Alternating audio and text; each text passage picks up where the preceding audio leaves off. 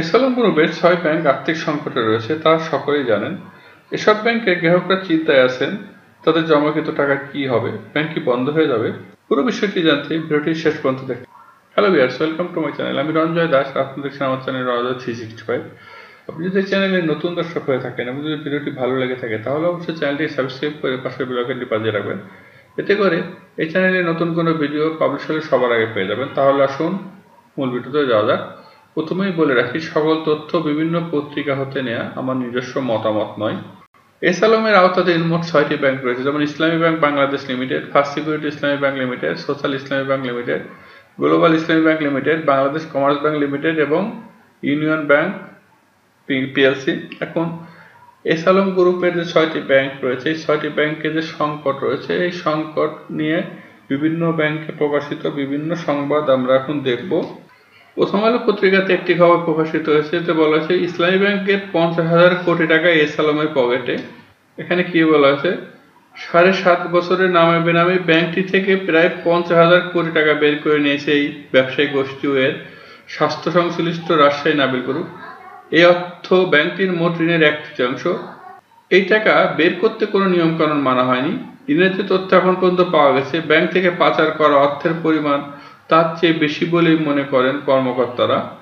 এখন দেখেন আরো বলা হয়েছে, ইসলামী ব্যাংক থেকে পাচার হওয়া টাকা এখন আর আদায় করা যাচ্ছে না, ফলে ব্যাংকটি তারল্য সংকটে ভুগছে। নিয়ন্ত্রক সংস্থা বাংলাদেশ ব্যাংকে চাহিদা মতো তারল্য জমা রাখতে না পারায় প্রতিদিন জরিমানা দিচ্ছে।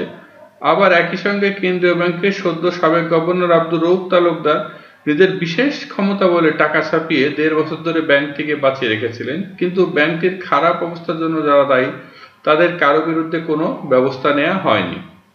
বাংলা ট্রিবিউনে একটি খবর প্রকাশিত হয়েছে, বলা হয়েছে এসালমের ৭ ব্যাংকে বিশেষ সুবিধা বন্ধ।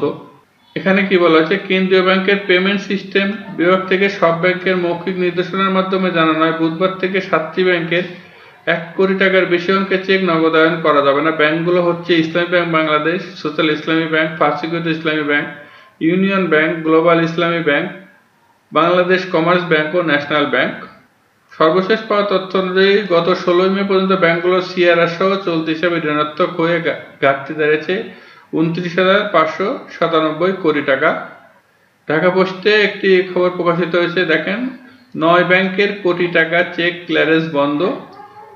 বেনামে ঋণ অর্থ প্রদান ঠেকাতে ৯টি ব্যাংকের ইস্যু করা ১ কোটি টাকা বা তার বেশি টাকা চেক নিজ নিজ ব্যাংক থেকে বা অন্য কোনো ব্যাংকের মাধ্যমে ক্লিয়ারেন্স বা নগদায়ন বন্ধ রাখার নির্দেশ দিয়েছে কেন্দ্র ব্যাংক।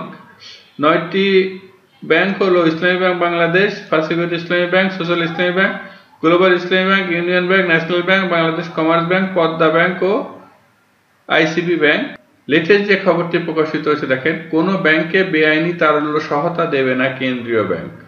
এখন থেকে শরিয়া সহ কোনো ব্যাংকে বেআইনিভাবে তারল্য বা অন্য কোনো সুবিধা সহায়তা দেবে না কেন্দ্রীয় ব্যাংক। এখন যদি আমানতকারীরা এসালমের দখল করা ব্যাংক থেকে টাকা তুলে নিয়ে যায়, সেটি তাদের কর্মের ফল, আমাদের কিছু করার নেই, কারণ আমানতকারীরা কে কোথায় টাকা রাখবে সেটি তাদের অধিকার।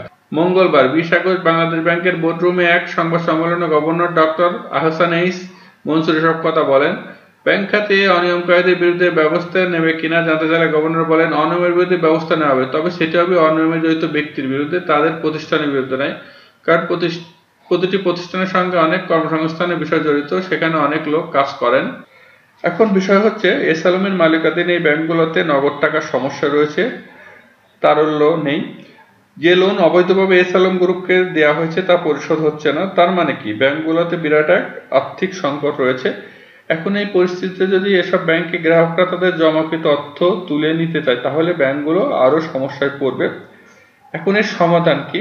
প্রথম সমাধান হতে পারে ব্যাংকগুলো বন্ধ করে দেয়, কিন্তু বাংলাদেশ ব্যাংক কিন্তু তা করবে না। গভর্নর কিন্তু বলেছেন যে ব্যাংক বন্ধ করলে এর কর্মচারীরা বা এখানে যারা কাজ করেন তাদের চাকরি চলে যাবে।